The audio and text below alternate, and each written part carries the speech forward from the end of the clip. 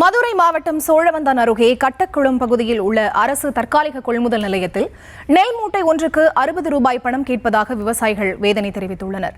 கூடுதல் தகவல்களோடு இணைகிறார் எமது செய்தியாளர் குமார். அவரிடம் பேசலாம். வணக்கம் குமார். விவசாயிகள் முன்வைக்கக்கூடிய கோரிக்கை என்னவாக இருக்கிறது? வணக்கம். மதுரை மாவட்டம் சோழவந்தான், கட்டக்குளம், ஆண்டிப்பட்டி ஆகிய சுற்றுவட்டார பகுதியில் 800க்கும் மேற்பட்ட ஏக்கரில் நெல் பயிரிடப்பட்டு தற்போது அறுவடை செய்யப்பட்டு வருகிறது. இந்த நிலையில் கட்டக்குளம் பகுதியில் தற்காலிக அரசு கொள்முதல் நிலையம் தற்போது செயல்பட்டு வருகிறது.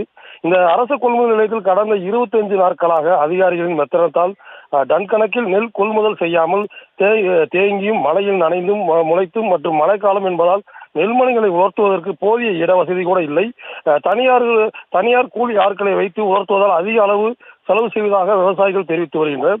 அங்குள்ள விவசாயிகள் தீபாவளிக்கு கூட வீடுகளுக்கு சென்று ஆடைகள் கூட அணிய முடியவில்லை, குழந்தைகள் கூட சென்று பார்க்க முடியவில்லை என விவசாயிகள் வேதனையுடன் தெரிவித்து வருகின்றனர்.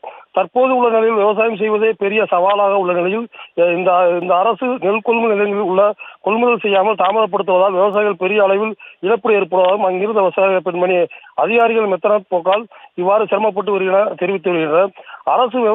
அரசு விவசாயிகளிடம் எந்தவித பணமும் பெறக்கூடாது என அரசு மாவட்ட நிர்வாகம் தெரிவித்த நிலையில் இங்குள்ள அதிகாரிகள் மற்றும் விவசாயிகள் மூட்டைக்கு 60 ரூபாய் கேட்பதாகவும் அப்படி பணம் கொடுத்தாலும் கொள்முதல் செய்யாமல் தாமதப்படுத்துவதாகவும் விவசாயிகள் கூறி வருகின்றனர்.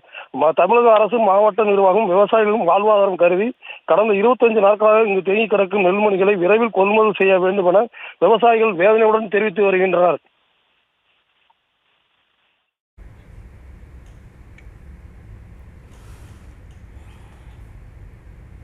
விவரங்களுக்கு நன்றி குமார்.